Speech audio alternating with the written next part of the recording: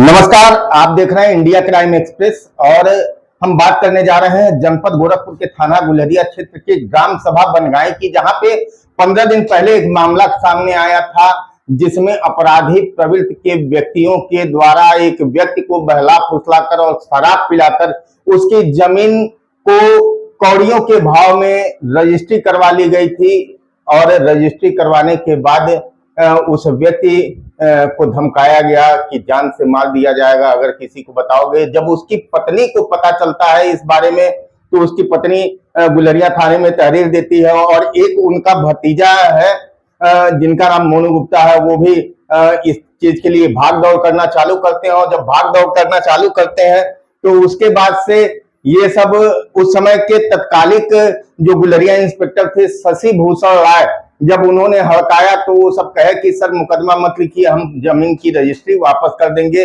इस शर्त पे इन लोगों ने 10 लाख रुपए जिस खाते में उन्होंने कहा उसमें ट्रांसफर कर दिया, लेकिन उसको ट्रांसफर करने के बाद उस खाते से 10 लाख रुपया निकालने के बाद ये लोग रजिस्ट्री नहीं कर रहे हैं। ऐसे भूमाफिया मुख्यमंत्री योगी आदित्यनाथ के गृह जनपद में ऐसे भूमाफियाओं के हौसले बुलंद हैं। कहीं ना कहीं ये सोचने वाली बात है कि ऐसा मामला ऐसे दबंग किस्म के लोगों को बाहर रहने की छूट कैसे मिल जाती है, इनको जेल के अंदर ही रहना चाहिए। उसमें से कुछ ऐसे भी अपराधी हैं जो अभी जेल से छूट के आए हैं, उसके बाद से ये अपराध कर रहे हैं। तो इस समय हमारे साथ जो पीड़ित व्यक्ति है उसके भतीजे जो जिनका नाम मोनू गुप्ता है वो हमारे साथ जुड़ रहे हैं और इनसे पूरी जानकारी लेंगे।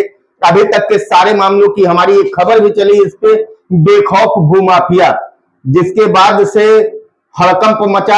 आज हमारे साथ मोनू गुप्ता जी जुड़ रहे हैं, इनसे जानेंगे अभी तक के सारे मामलों में क्या कैसे हुआ और क्या अभी तक क्या कार्रवाई हुई गुलरिया पुलिस के द्वारा और क्या आश्वासन मिल रहा है और कहां कहां ये लोग गए, कहां कहां शिकायत किए। लेकिन उसके बाद एक बात और बता दूं आपको कि कई बार गुलरिया थाने पे उन भूमाफियाओं को बुलाया भी गया, लेकिन पुलिस के बुलाने के बाद भी वो भूमाफिया थाने पे नहीं आ रहे हैं और न किसी के बुलाने पे आ रहे हैं और अपने ही मनमानी कर रहे हैं। तो मोनू गुप्ता जी, कब से ये कहानी शुरू हुई थी, कब आप लोगों को पता चला कि जमीन रजिस्ट्री हो गई है? सर ये कहानी तो लगभग 3 महीने पहले ही शुरू हो गई थी। उन लोगों का नजर जो है चाचा जब जाते थे, जैसे कि 2-3 महीने पहले से काम करना छोड़ दिए थे वो। हाँ। उसके बाद से भीख मांग के अपना रोज जो भी रोजी रोजी है काम करते थे, खाते पीते थे।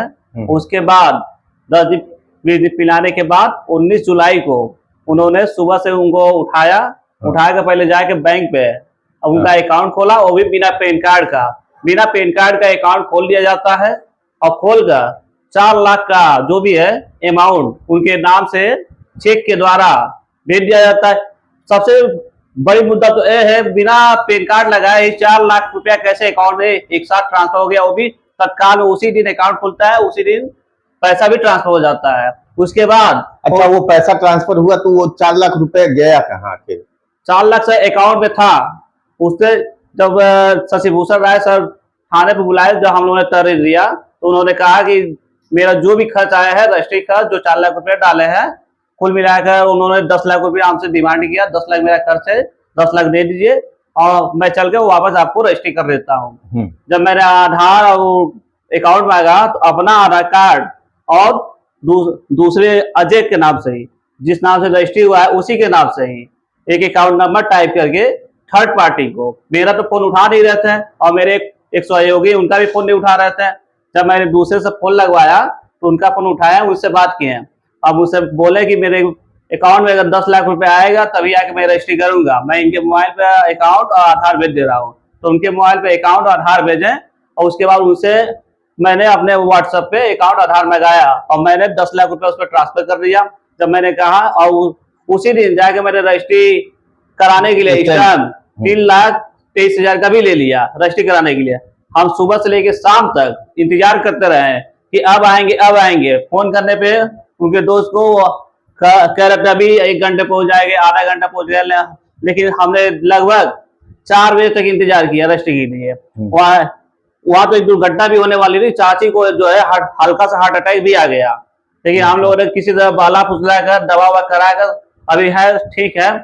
और उसके बाद कह रहे हैं कि 2 दिन के बाद आएंगे रजिस्ट्री कर देंगे, लेकिन 2 दिन के बाद जब उन्होंने संडे को आया और संडे को आकर शाम में आया तो मैंने मंडे को उनके घर पे कॉम्प्लेक्स पे जो उनका आवास है जिन्होंने रजिस्ट्री करा जाके पूछा भैया चल के रजिस्ट्री कर रहे हो, लेकिन उन्होंने कहा सीधे बोल दिया भैया हम नहीं जाएंगे रजिस्ट्री करने, जो करना जाके कर लो, किसके अकाउंट में पैसे भेजो, मेरे अकाउंट में पैसा ही नहीं आया है।